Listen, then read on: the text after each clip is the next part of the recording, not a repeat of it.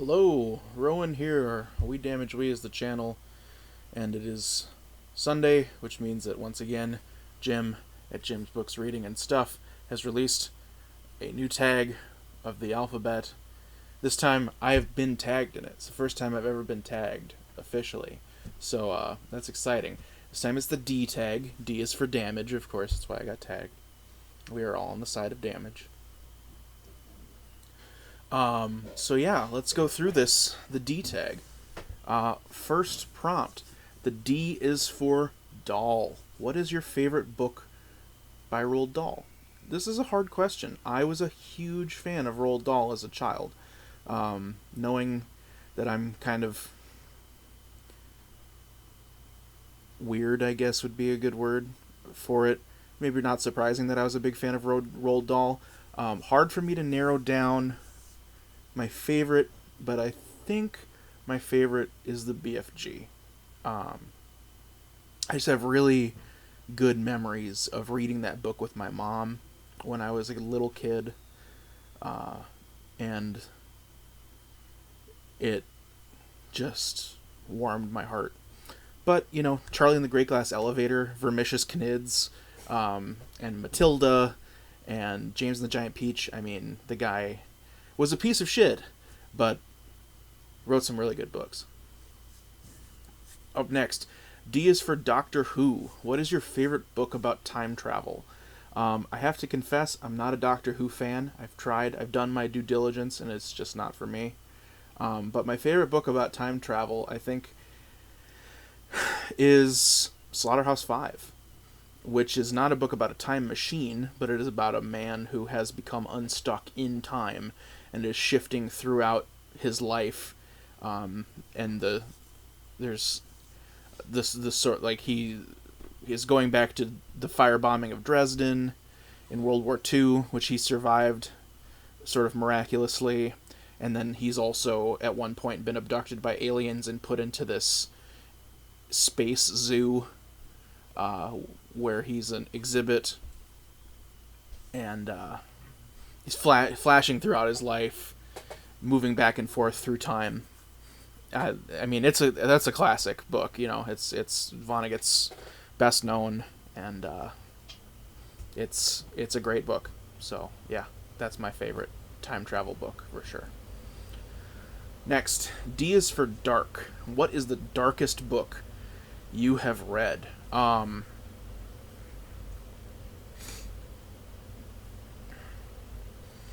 I've read a lot of dark books.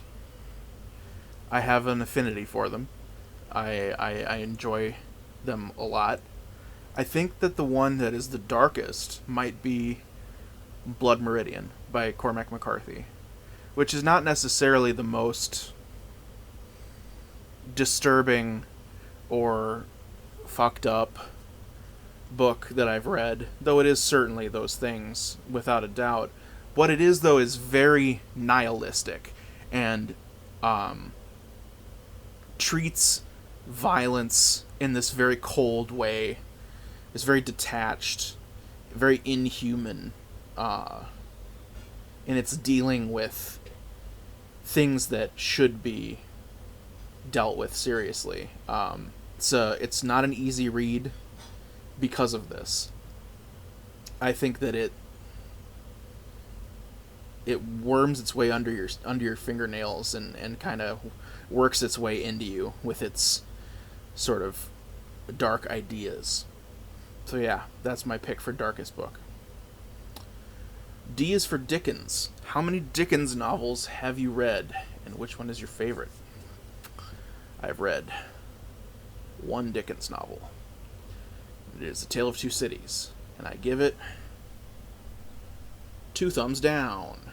I read this book when I was in high school, for school, and it wasn't one of those instances where you've had a bad teacher and it makes it so that you can't enjoy the book. I had a great teacher, and I just didn't like it. It's just not my thing. I don't like Dickens' style. Jim said that his other books are funnier. Maybe someday. when I was younger, I used to feel like I was not doing my due diligence by not reading classics. And as I've gotten older, I've decided that forcing myself to read things that I don't like because I'm supposed to is a stupid waste of time. So I don't foresee myself reading Dickens ever again, more than likely. So, yeah. D is for dictionary. Do you still use a physical paper dictionary? I owned a unabridged OED that I found for cheap for a while, just because it was cool. But when you're young and you move a lot, particularly when you move across the country, things like the OED get sold at garage sales because you don't actually use them. So the answer is no. I do not use a physical paper dictionary anymore. Sorry, not sorry. D is for Dagger and Detective. What was the last detective novel you read? I don't really read mysteries, detective mysteries particularly, that much. So the last one that I can remember that I read was Night Film by Marisha Pessl, which is a book that I see on booktubers' bookshelves a lot, but I don't think I've ever heard anyone talk about. It's a great book. Marisha Pessl wrote one other novel, Special Topics in Calamity Physics, which is, I haven't read, but from what I know is sort of like a coming-of-age high school book, and then wrote this literary mystery about the daughter of this sort of revered and secretive filmmaker who's modeled after Stanley Kubrick, kind of, commits suicide, and this private detective is hired to investigate what happened by her ex-boyfriend, if I'm remembering correctly. This came out in 2013, 2014, and I read it when it came out, so it's been a few years since I read it. It's very fascinating. It's a very compelling read. It uses multimedia and like the internet and things in really interesting ways, and has really compelling characters and a really gripping mystery, and sort of creates this fictional oeuvre of this filmmaker that you wish was real because it sounds so compelling. So yeah, that was the last one that I can think of that I read, and I highly recommend it. Next, D is for Dostoevsky. What is your favorite Dostoevsky novel? Going back to what I said about the classics, I've never read Dostoevsky. I do want to, though. Unlike most classics, I think the Russians hold something that I'm interested in, because they're all sort of sad in a way that is very existential that I am down with. So I have a copy of Crime and Punishment that I hope to read in the somewhat near future. So, we'll see. D is for diversity. What book from your reading list ticked the most diversity boxes? I saw this question and saw that Steve Donahue was tagged, and immediately it was just like, oh boy, he's going to have something to say about that. The one that jumped to mind was a book I read really recently called Sorrowland by River Solomon.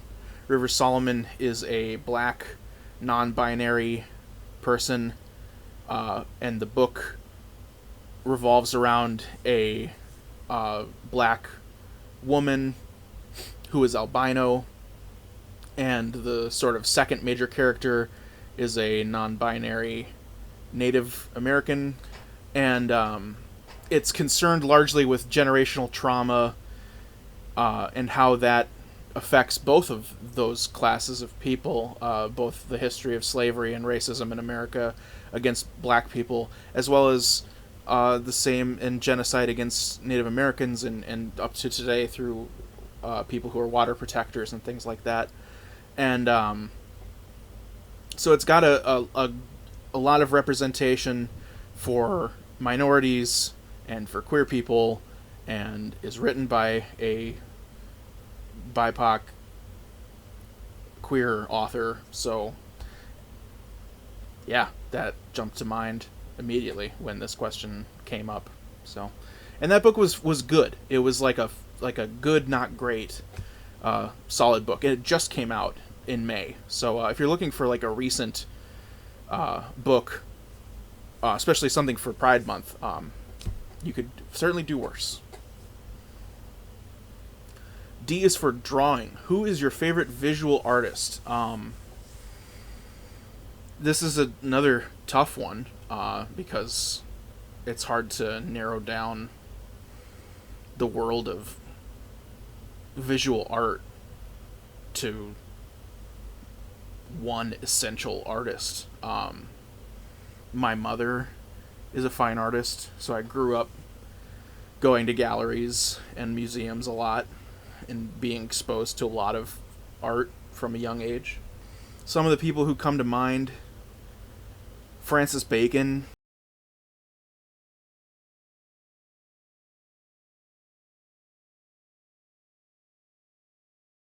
Jean-Michel Basquiat,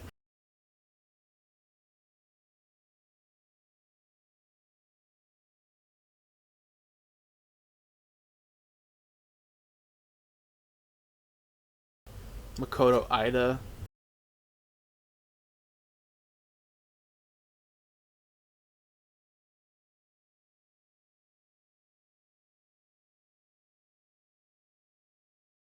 Yeah, I'll say those three: Bacon, Basquiat, and Ida. Those are my three. Who do I tag? As always, no one. Or you, if you're watching this. You can do it. You can do it. I believe in you. That is it for this tag. Thanks for watching.